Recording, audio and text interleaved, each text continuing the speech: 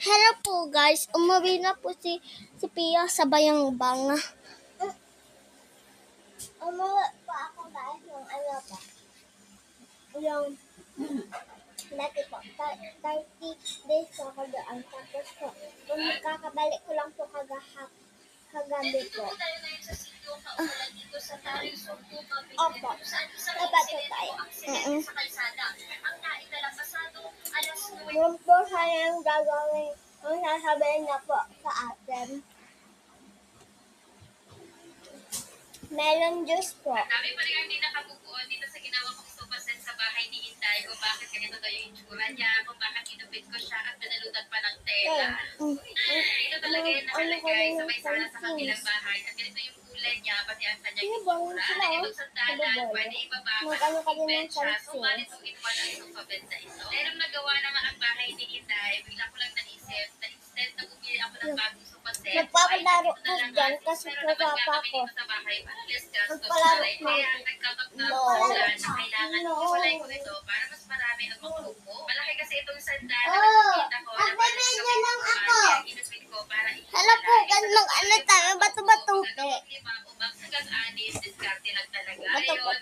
Tayo. Tapos, umuwi na po si Pia dito. Oo.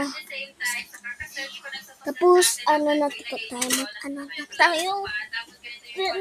Mag-ano tayo, laro. Ito, bato-bato. Sabay na po, pag kayo nanalo, kayo. Ilan po guys?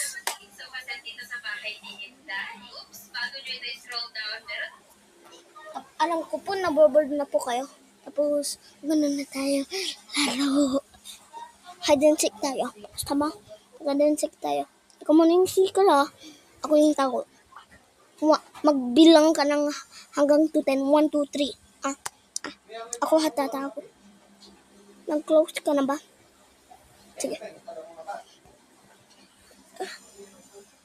Saan yung pinalaro mo? Hide and seek. Hinanap ka nila? Oo.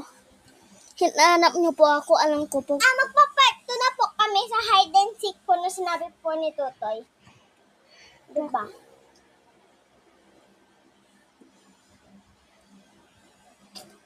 Magtago na rin po ako. Pagkip po kayo. Oo nga. Ako din.